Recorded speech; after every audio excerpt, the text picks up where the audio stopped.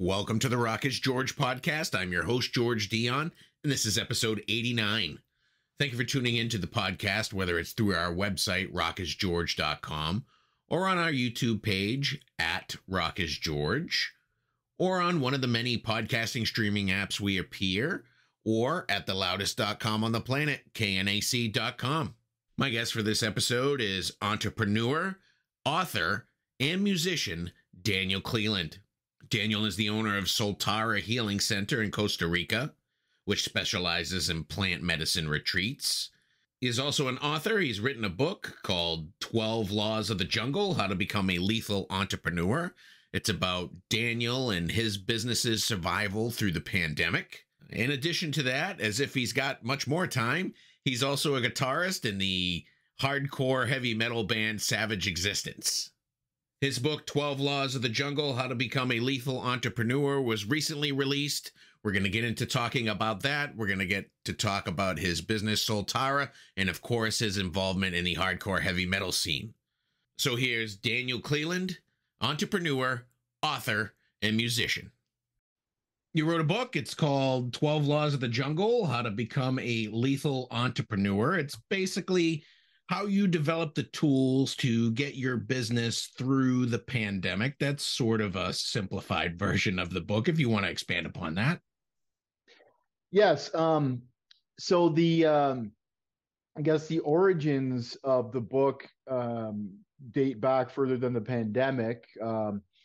Really, I've built a few different businesses. Some have worked, some have not.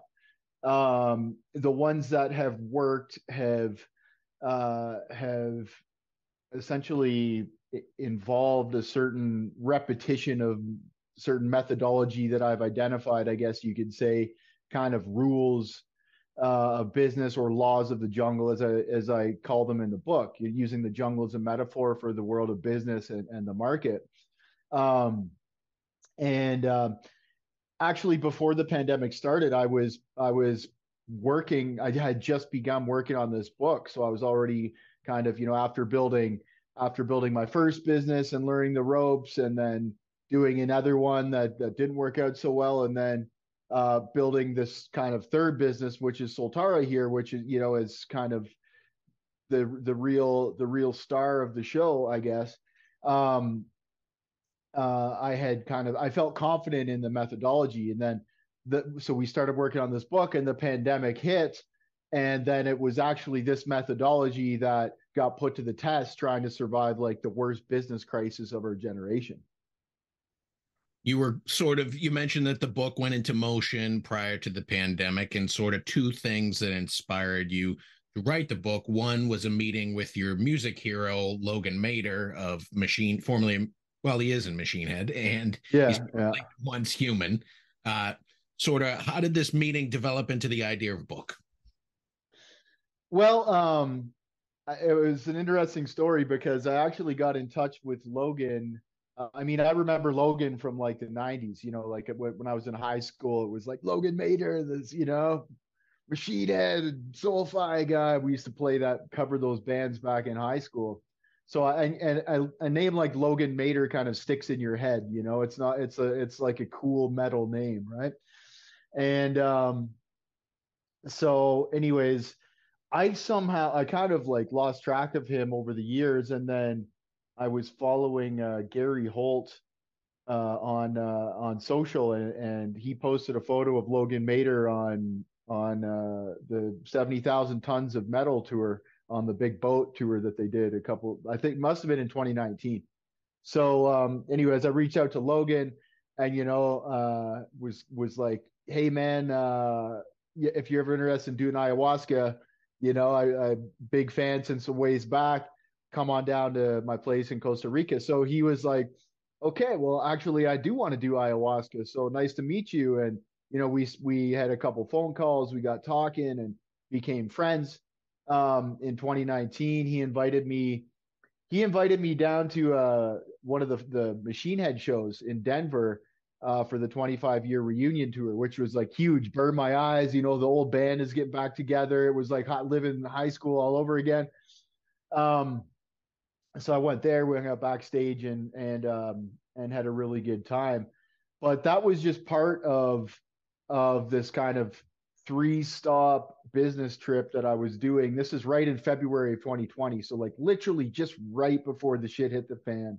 People were talking about it, but everyone was in denial. And actually the Machine Head guys, they canceled 2 shows prior to the show I met up with them on because they had the flu, right? So they canceled a couple of, and like all the guys were sick, and they were like, "This is the worst flu I've had in 10 years," and whatever. So I mean, but they were all like, "No, no, no, it's not that fucking thing. It's not COVID-19."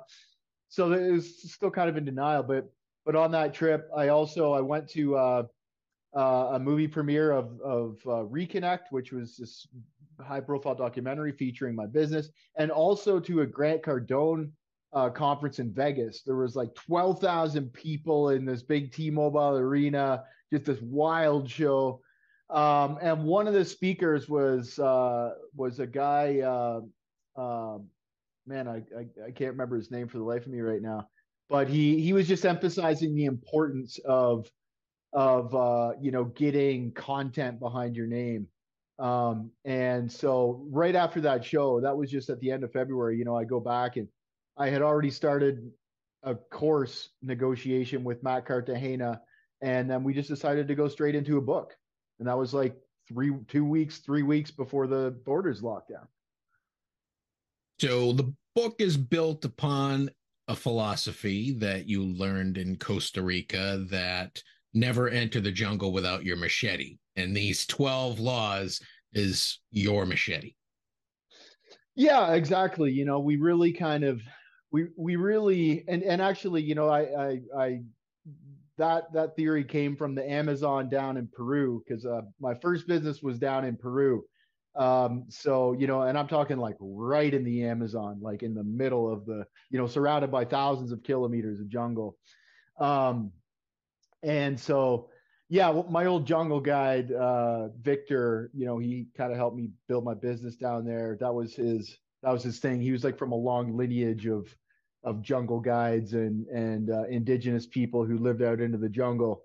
And so that was his favorite saying, when when he would take us out in on jungle tours into the Amazon. He would say, he would say, never go out into the jungle without your machete, and he would always wield his machete around, and he was a crazy, crazy guy, taking all kinds of risks in the jungle. But um, yeah, that really became kind of the theme of the book, is like, you're going out into the jungle when you go to start a business. There's this big jungle, this big marketplace full of challenges and competitors, and financial risks, and economic downturns, and like compliance and regulatory, and like legal attacks, and like betrayals, and all kinds of stuff like this that happens in the jungle, all these things that can kill you. And if you're going to make that, like when you start a business, it's a really big commitment, right? Like when you go into that jungle, it's like you can't just turn around and walk out sometimes, especially if you've got more people involved, if you've got other people's money involved, if you got your own money involved, if you've got commitments in place, with some of your running mates who quit their other job to come run with you, and you can't just turn around. So when you go out into that jungle, you've got to get to the other side. And this book was created just as a series of kind of tools, which I call your machete of entrepreneurship, to just to help people just have more information and more tactics and strategies to get to the other side. Now, would you say that this is a book geared more towards people with business experience? I read it. I feel like there's some terminology in there, me as the layman guy, that don't really understand. Do you think that this book could even help somebody thinking about getting into business? I think um, it's not. I think there's good advice, good fundamental foundational advice for experienced business people, in a way that's like, oh yeah, okay, I guess I agree with that too, or I've found that, but it's cool to see it in this kind of way. It's kind of remember the names of the laws because they're a little bit more violent or whatever. But um, uh, I think it's probably more geared toward people either interested in or in the beginning of entrepreneurship, like because it's really a book about not managing an existing enterprise or scaling like an existing ongoing enterprise. It's more about the startup war. It's more about like, because I mean, I would be writing a different book about my life right now, to be honest. Right now it's completely different. I've got, there's money in the bank. The team is built out. I've got all kinds of time freedom. My stress is low. And now all I'm thinking about is how do I go and raise money to scale this thing up to, eight figures plus, right? Um, it's just a completely different ball game when you're scaling a stable organization in peacetime than when you're like developing the startup war. So I think it's definitely more geared toward beginners or to people who are considering entrepreneurship or right in the middle of their own startup war. But that could be anybody who's got their own podcast or anybody who's got their own personal practice or self-employed or like maybe trying to branch out from like doing their own self-employment to having a few employees and kind of scaling out their own operation or what have you. I think there's value in there for anybody, but yeah, definitely geared toward budding entrepreneurs. So let's talk a little bit about your business, Soltara Healing Center. You deal with plant medicine. You have retreats that people can sign up for. So give me a little rundown of how the whole retreat and center works. Yeah, so our business is Soltara Healing Center. It comes from the Spanish verb soltar, which is to let go.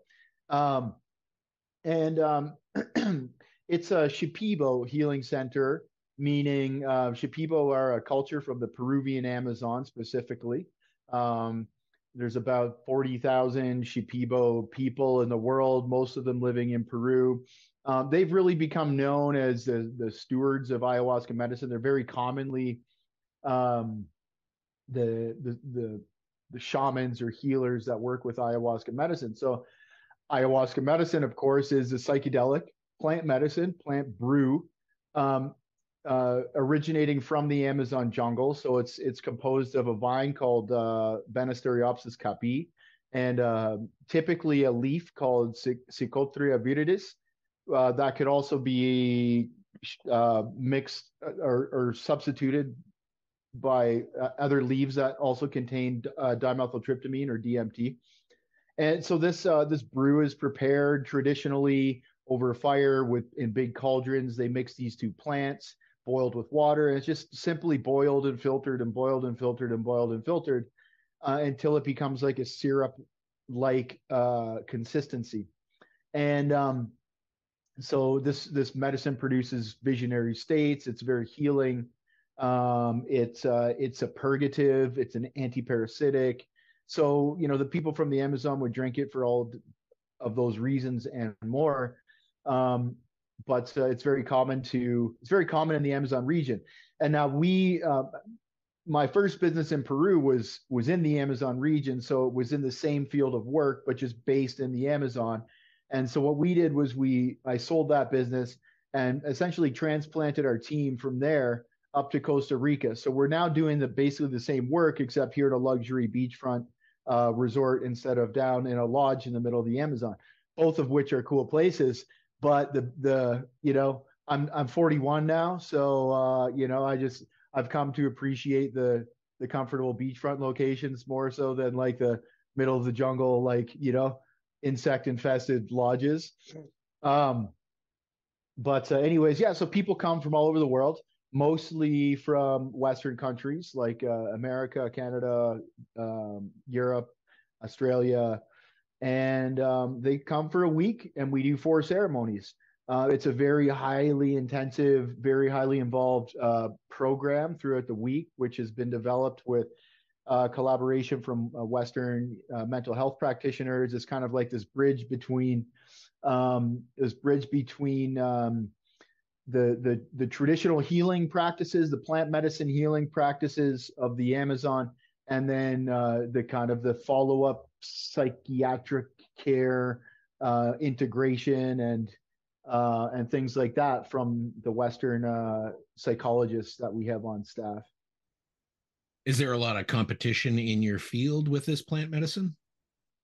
There is, yes, kind of. I mean, there's a lot of competition on the low end of, say, people kind of doing like a mom and pop operation or kind of thing.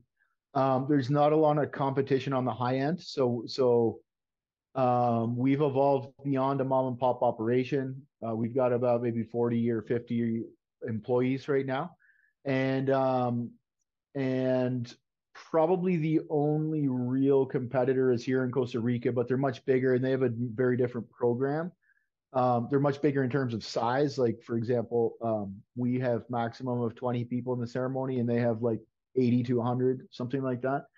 And it's more of a resort style, and more of a Western adapted style rather than a traditions based program. But there are a few other places up and coming. However, it takes a while to really earn your salt in this business, and to really, it's all about reputation and trust, and just, review after review after review, and recommendation after recommendation, and referral after referral. And, we've had so many high profile people come through and have great experiences and want to talk about it. So, we're in a pretty stable place right now. Now, usually when I discuss a book or I review a book, I give away way too much and I spoil the whole book, and nobody's going to want to read it if I talk too much about it. I mean, you pretty much ran down the 12 laws, but one of the things I pulled from it that I thought was pretty interesting was 1,000 true fans to grow your brand. And how did you come to that particular statement in the book? Well, I in my earlier entrepreneurial journey, I paid a lot of attention to Tim Ferriss, and that was one of Tim Ferriss's recommendations from way back. And it's really, to be self-sustaining in your personal practice, or as a small business owner, you just enough to break out of dependence on a paycheck from somebody else. If you can get 1,000 true fans, and their definition is 1,000 true fans, and each person is willing to give you, what was it, like $1,000? No, if 1,000 true fans are willing to somehow give you $100 a year, then that gets you $100,000 a year.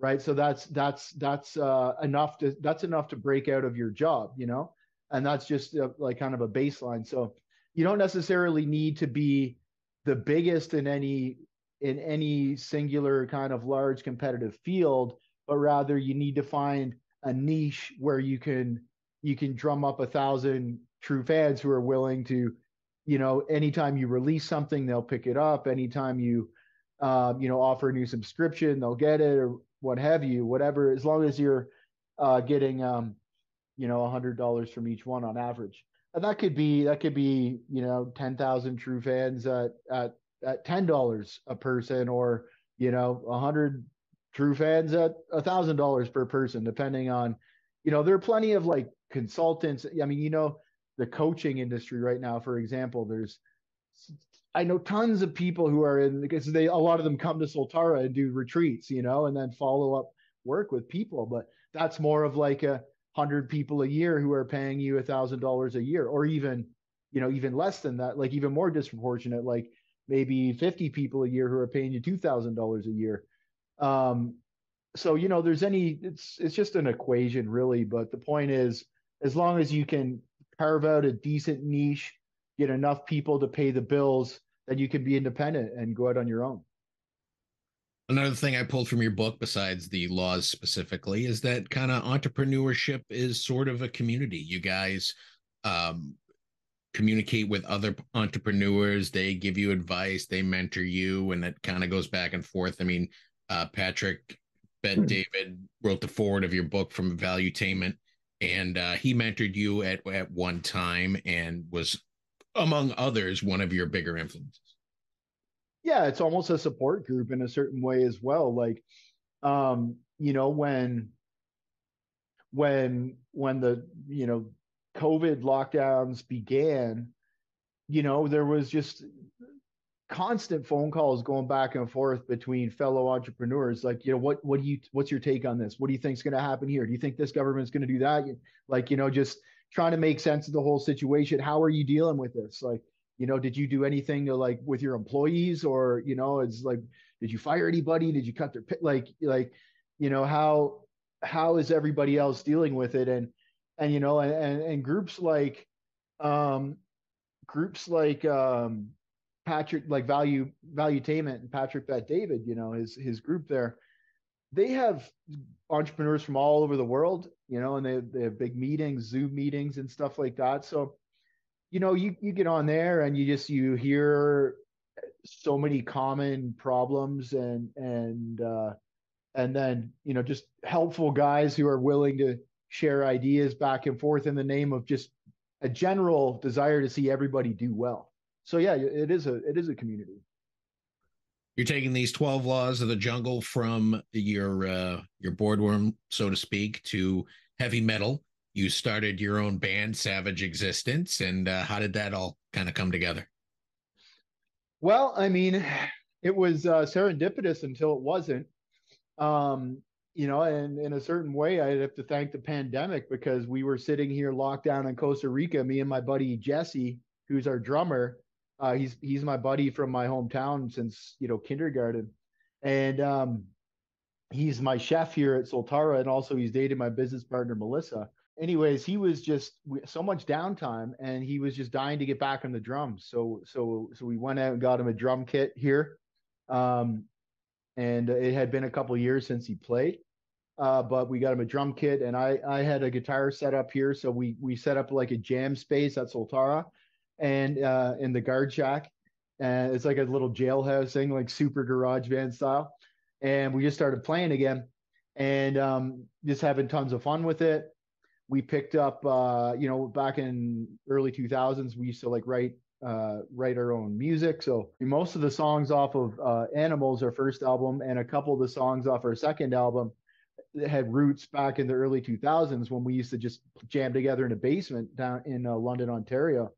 So we started playing some of that stuff again, and working through the kinks, and doing the arrangements properly, and it was just tons of fun. And so at one point, after a few months, maybe 6 months of jamming together, I asked Logan if he could come down and do a recording in Costa Rica. So we busted our asses for another 90 days, and he came down, and it just flowed so well. It felt so natural to be in the studio. It was just like the awesomest thing ever. And, and then we very quickly got the instrumentals done, and then we went on the prowl for a vocalist, and we got a vocalist within a couple of days, through some kind of recommendations and just some urgent action, aka Law 10. The time to kill is now. And so yeah, we got into it real quick. And a week later, Logan came down, and we recorded the vocals for the album, with our singer Anton Daruso. And then we had an album, and 11 songs, and we were just like, wow, that was an awesome experience. Now how do we get out and tour? Because it was just always like, what is cooler than going out and touring and playing heavy metal, internationally around the world. So, Logan was with us for a couple more days down here. So he kind of gave us, his strategic input after being in the music business for so many years and producing debuts for bands like Ojira, Five Finger Death Punch, Cavalera Conspiracy, and more. Um, and so we got his take on it. And yeah, I mean, it's just really, it's like starting a new business in a lot of ways. You have to assemble your team. You have to have capital, you have to budget and plan and master your resources.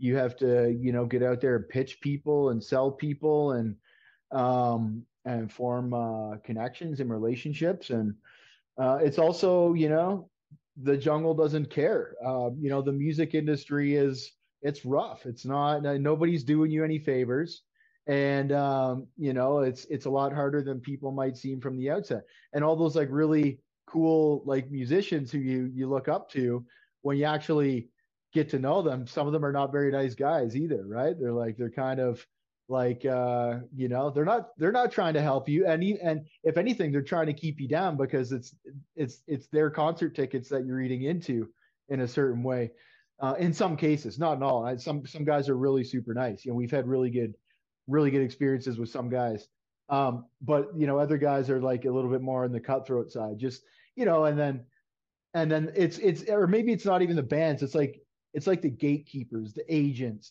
the booking agents, the managers, all the guys who only look at everything through the lens of numbers. And if you're a new band and you're trying to get on the scene and you don't have enough Spotify followers, or you haven't played enough shows, or like whatever, there's just nobody's doing you any favors. So it's very much a jungle. It's very much a business, and we're very much entering that jungle as a unit, as a tribe. And our objective is to get to the other side, which is like arenas.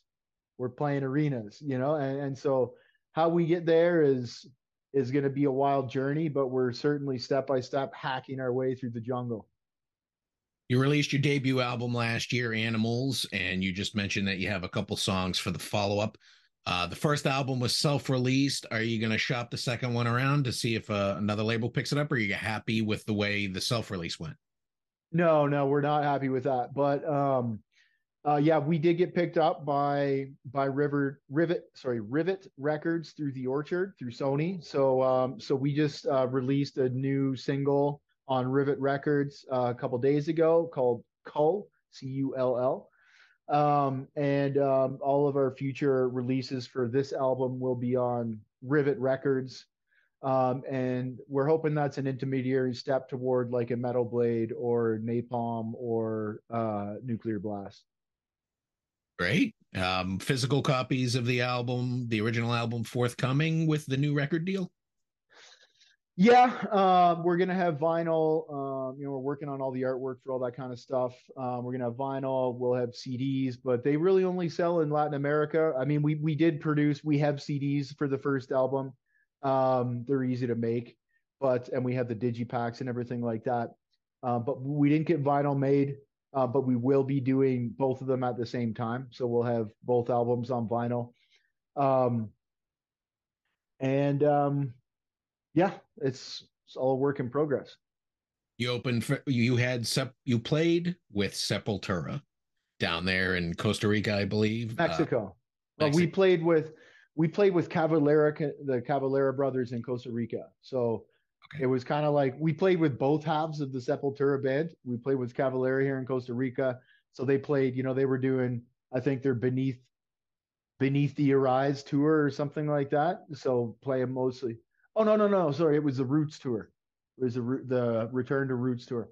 Um, and Yeah, so they played a ton of old Sepultura stuff. That was pretty wild. There was like 2,800 people there or something like that. So it was a crowd that gets your nerves going a little bit. And then we played a few shows with Sepultura just recently in Mexico. So the current lineup is Sepultura: Andreas, Derek, Paulo, and Eloy. So that was pretty cool as well. Those are really nice guys. Uh, yeah, kind of shows some contrast. Like the other guys didn't want to talk to us, and then the Sepultura guys are like really nice and hanging out, chat, sharing sharing flights with us and stuff like that. So um and I think, yeah, we might have some collaboration going on there as well, um with one of the guys from Sepultura. So yeah, it was a ton of fun. We played with a few other cool bands back in June. Exodus and Municipal Waste is a name that I'm seeing around a lot. They're really good. They're very impressive. Municipal Waste. The bass player, I think his name is Chris. Uh, he was literally picking so hard that his fingers were just bleeding, like, and I'm talking like blood, like real, like wasn't just a scratch. It was like he wore the tips off his fingers from picking the bass so hard. Um, so that was pretty cool. And then yeah, we played with Monstrosity last year and Tel Barrio and Ace Cool and Strike Master, some Mexican bands. Um, and of course, actually this year as well in Costa Rica, we played with Suffocation and Belfagor and Incantation. Party with those guys after the show. Super nice guys as well. And yeah, we're gearing up for 7 dates in Bolivia and Ecuador coming up in January. So like the end of January, we'll be down there doing another iteration of the Death by Savage Festival. And yeah, it's just lots going on. You said one of your goals in business is to get this business up and running, and then you move on to the next project that you want to get up and running. Are you still part of the retreat for now, looking for your next big venture? Well, I mean, right now, the next big venture is the band. I mean, that's really what I'm working on right now. The book was a couple years of effort that is now, it's out the door. So now I'm basically just doing a few interviews to kind of generate some buzz for that. But yeah, right now, my main focus is of course, I mean, nothing exists without Soltara. So I've my primary priority is Soltara. It just has to be. Um, I would love to build the band. I mean, my goal is to build the band up so that in the event of any type of catastrophe with Soltara, that I've got a going concern there that's paying the bills and something that's keeping me occupied. I certainly have, I would say that's the secondary, the secondary priority right now is the band. I don't have any other businesses on the horizon at this point except for the band. Yeah, but Soltara is growing as well, so we're just about to start. I mean, we kind of already have started the development of a new project. So we got another property in Costa Rica. It's going to be a massive luxury boutique hotel. It's right on the beach on this like 2 kilometer long beach on the open Pacific, just north of Santa Teresa. It's a great location, and we got a decent deal on the property because they needed to do some bureaucracy there to get the permits to build and stuff like that. So we spent about 9 months getting all the permits done to develop the property. We negotiated a bank loan and some private capital, and the bureaucratic process is weeks away from completion, and we should be able to get started building probably by the end of the year, if not early next year. So that's still growing. We're still moving into phase 3 of Soltara 3.0, where it's multi-layered organization, with compartmentalized organization with several going concerns operating at the same time, and probably into 8 figures of revenue. Well, so those are all the questions I have for you today, Daniel. I want to thank you for coming on the podcast. The new book, 12 Laws of the Jungle, How to Become a Lethal Entrepreneur, is out now. The band is Savage Existence. Animals is available now as well. Thank you so much. I appreciate it, George. All right, man. Take care. I wish you the best of luck with everything. Stay metal, brother. Once again, I want to thank Daniel Cleland for coming on the Rock is George podcast. Be sure to pick up a copy of his latest book, 12 Laws of the Jungle, How to Become a Lethal Entrepreneur. For all things Daniel Cleland, head over to his official website, danielcleland.com. From there, you can purchase a copy of the book or book a retreat at Soltara Healing Center. When you're done reading Daniel's book, head over to your favorite music streaming app and check out Savage Existence. They have a new single out called Cull, available on all streaming services. While you're there, check out their latest studio album, Animals. If you like what you hear, make sure you buy a physical copy of the album. Support the artist. For all things Savage Existence, head over to savageexistence.com. I'd also like to thank Hadley Wolfram of Chipster PR for making this interview possible. You've been great. I've been George Dionne. I'll see you again soon.